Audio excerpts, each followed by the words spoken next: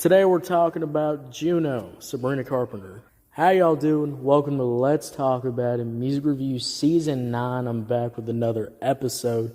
Today we got a good show for you because we're talking about Sabrina Carpenter. We're on this marathon. We are on a marathon of coverage right now. We've covered a lot of tracks so far. We're doing an album review at the end of the week. We've been covering this track for the whole week. And guys, I just want to say this.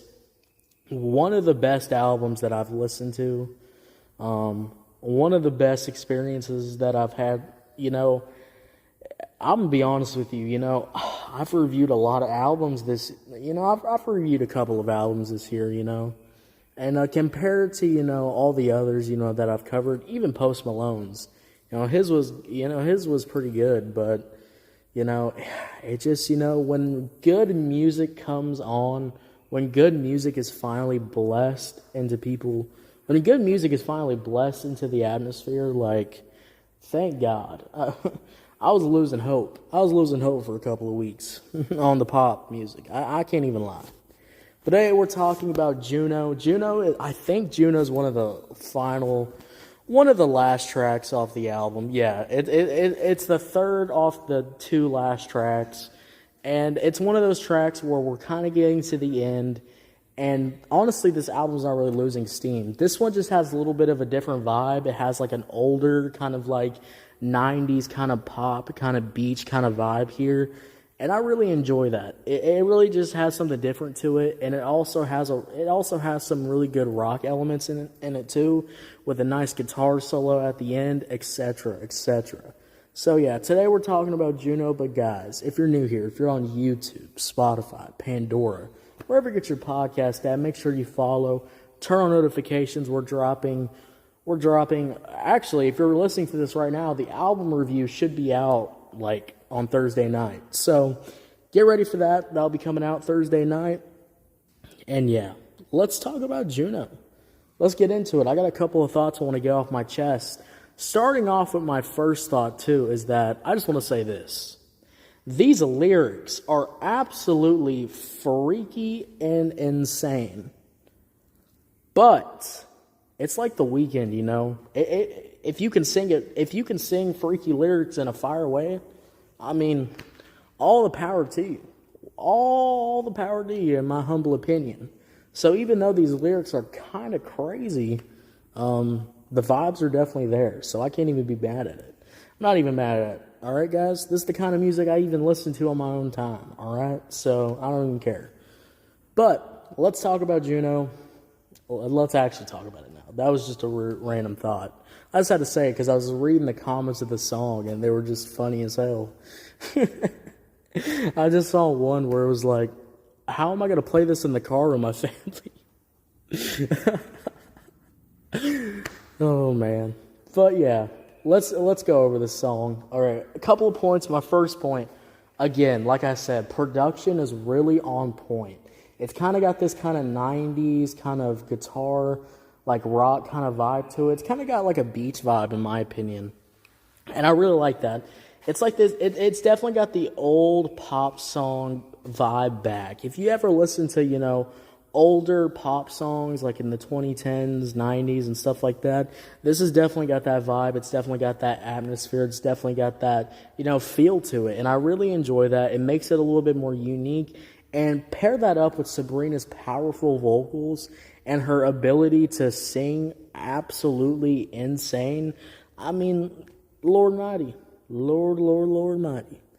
Now, my second point is that I really enjoy the hook. I think the hook is really good.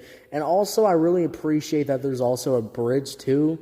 The bridge is actually really good, too. And I really like that. I think this is a really good example of you can still make short, good hooks. I think making good short hooks has been a lost art, in my opinion. People are trying to make really short hooks because they're trying to get that song on TikTok for people to listen to, and boom, you get the numbers up or whatever because the song's so short, it's easier to stream. But guess what? Half the time, people are half-assing these short hooks. These short hooks are so half-assed, I'm like, where's the hell the rest of the song?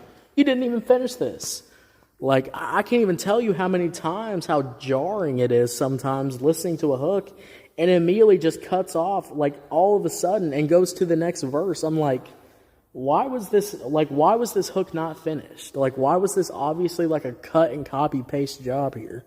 And it doesn't feel like that with this hook. And I really like that. And I really will always I will always advocate for this, effort, for this, level of effort, because it should be appreciated. It should be held to a higher standard. This album will definitely be, a higher standard that, other pop artists should really look up to. Because let me tell y'all something.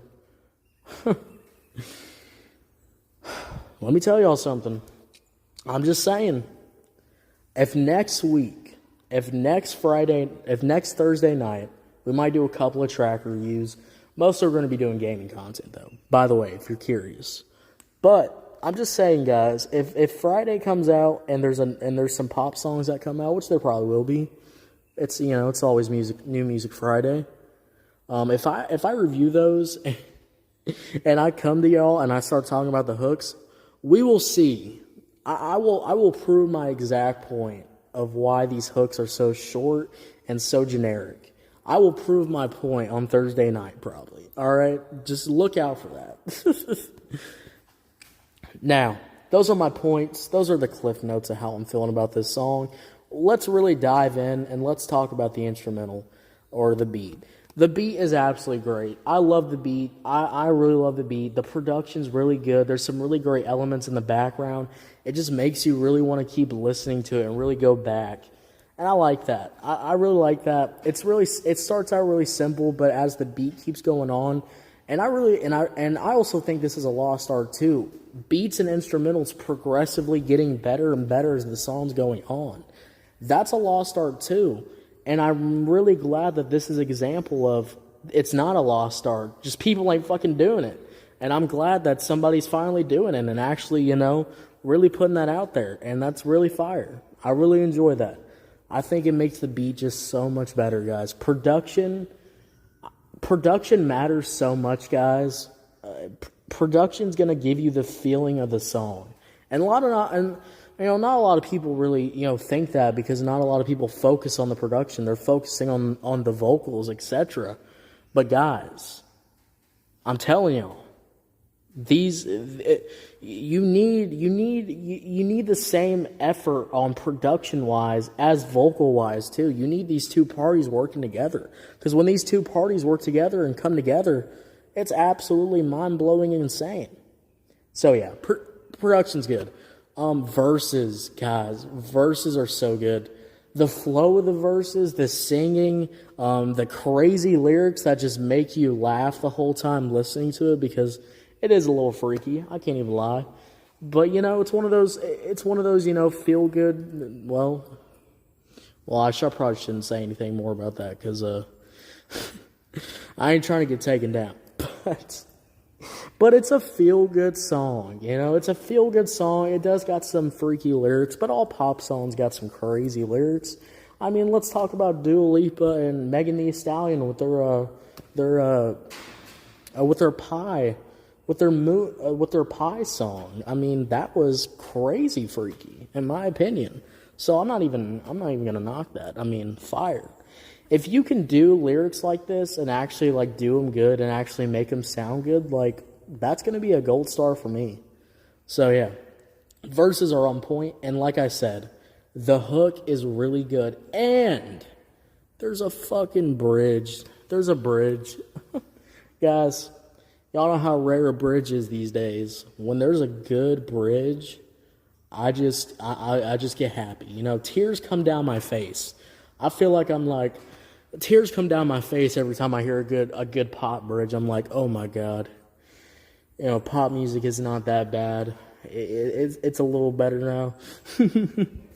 But yeah, overall, guys, the production, the verses, everything just came together here. I really enjoyed this song, and I'll probably give this song an 8 out of 10. This is definitely an 8 out of 10.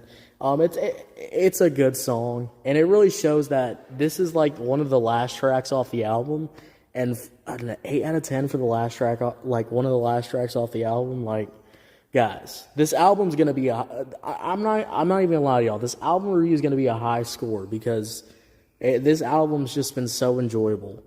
But yeah, 8 out of 10. What'd you think about it? Did you love it? Did you hate it? I don't know. Let me know. Thank you so much for listening. If you're on YouTube, Spotify, Pandora, follow up, turn on notifications. I'll see y'all later. You'll have a good one. Bye.